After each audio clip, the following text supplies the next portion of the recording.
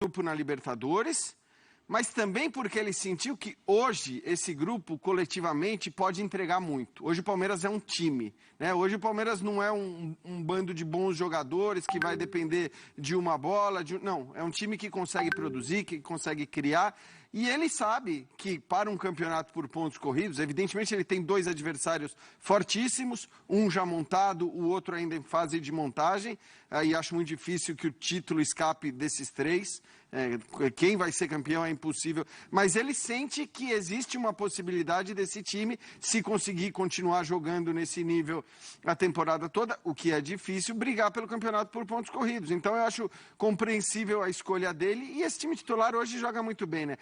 Ele fez uma mudança em relação ao time que a gente está acostumado, a saída do Scarpa para a entrada do Verón, e isso foi certamente uma escolha técnica, não foi uma escolha física, não foi olhando para a Libertadores. O Scarpa, né, não tem mantido o mesmo nível nos últimos jogos, ele fez essa mudança para ver como o Verón poderia se sair. E é um Palmeiras que, de novo, tem toda a questão da intensidade, que o Renato falou, mas eu acho que assim, hoje, sobretudo em relação ao Corinthians que entrou em campo, o Palmeiras também é melhor e bem melhor tecnicamente, né? Sim. Porque se o Corinthians está com todas as suas estrelas em campo, e eu estou de acordo que isso não vai acontecer, porque esses caras não têm fôlego para isso, para jogar todos juntos e manter esse nível de intensidade. Então, ele vai rodar, o Vitor Pereira tem que rodar, mas em relação ao time que entrou em campo hoje, evidentemente o Palmeiras também tecnicamente era bem melhor, e acho que fez valer essa superioridade técnica, de intensidade e, sobretudo, tática. O Palmeiras hoje é um time que você vê que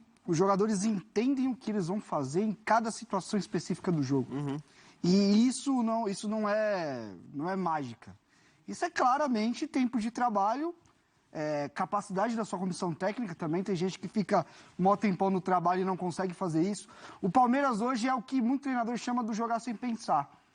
Os jogadores já se conhecem, já sabem aonde que um quer a bola, o outro não quer, já sabe que, pô, se o meu companheiro sair para caçar, é eu que vou dar uns 3 passinhos para cá para fazer a dele. Isso aconteceu várias vezes no jogo, para citar um exemplo, com o Veiga. Com o Veiga fechando, né? O Danilo. A hora que o Danilo saía para caçar, o próprio Zé Rafael, o Veiga ali no lado direito é que fazia essa cobertura. O Dudu, a hora que ele sentiu que ele não conseguia mais ir e voltar, ele ficou um pouco. Ele ficou e aí, eventualmente, ele dava uma subida. Então, assim, é que os caras sabem, entendem o que o técnico quer e cumprem isso à risca. É um trabalho consolidado que, para mim, em 2022, deu o passinho à frente que todo mundo esperava, que era a questão da organização ofensiva. Hoje o Palmeiras é um time que tem algumas variações de quem abre o campo, quem chega. E isso até descansa o time, né? Sim, porque exatamente. Não é todo mundo correndo para chegar. Um outro ponto muito legal que o Abel achou, me corrija, Jean, se eu estiver errado, se foi esse ano que ele achou Zé Rafael e Danilo, realmente que firmou, porque os dois, eles se encaixam, eles são muito diferentes, mas eles alternam quem sobe, quem não sobe, eles têm muito, e é muito legal ver os dois em campo. Eu queria um dia até pegar para fazer uma análise de uma coisa mais fechada, como eles se olham, tava falando na redação, pô, vai. Eles já não precisam conversar dentro de campo, porque são 2 jogadores que marcam muito forte. O Zé Rafael se achou. O Zé Rafael, quando chega no Palmeiras, era um ponta, era um meia que jogava pelo lado. Então, tudo isso entra. O Piquerez, por mais que tem muita gente que fala, mas tecnicamente é um cara muito inteligente para fechar espaço, para fazer cobertura. Você pega os times que jogam contra o Palmeiras, um cara tá no mano, você já vê a escadinha certinha de cobertura. Então, isso é um trabalho consolidado, é todo um trabalho de uma comissão que foi aos pouquinhos construindo isso. É um processo.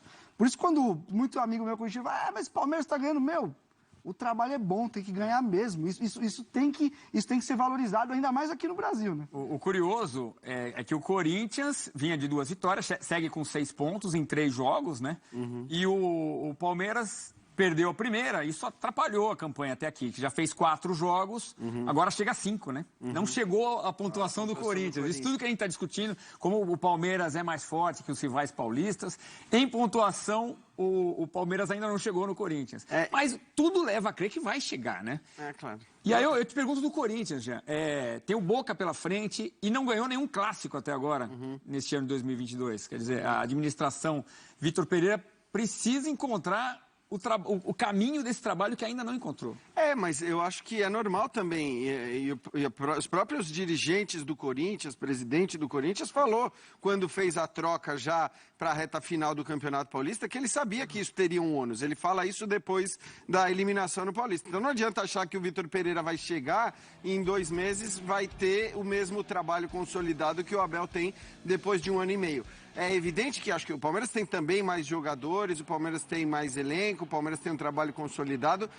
O Corinthians, se tivesse que apostar na final do campeonato por pontos corridos, quem vai estar na frente entre Palmeiras e Corinthians, eu ficaria muito surpreso se o Corinthians terminasse o brasileiro por pontos corridos à frente do Palmeiras, né? Por tudo isso que a gente tem falado. Acho muito improvável que isso aconteça e acho improvável, inclusive, que não sejam, não sei em que ordem, mas Atlético, Palmeiras e Flamengo, os 3 primeiros lá na ponta de cima da tabela. O Corinthians, ele tem que brigar para evoluir e quanto mais rápida for essa evolução, evidentemente ele se torna um candidato sério para as Copas, ele se torna um candidato sério para ficar no G4 do Campeonato Brasileiro. O Corinthians tem muito bons jogadores tecnicamente. Hoje a gente nem consegue cravar qual que é o time titular do Vitor Pereira. Não dá. Eu cravaria ali, sei lá, 4, 5 jogadores, acho que a gente consegue dizer, esses caras são titulares. Mas tem muita vaga ainda aberta nesse time. E essa escalação de hoje bota uma pressão pro jogo de terça-feira. Aliás, eu lembro, você vai ver com a gente aqui na ESPN, simplesmente a reedição da final de 2012, aquela final espetacular, Corinthians e Boca. Quem não se lembra do passe de calcanhar do Danilo pro Sheik fazer o gol? São 2 dos gigantes do continente, você vai ver com a gente aqui na ESPN. Só para arredondar, Jean,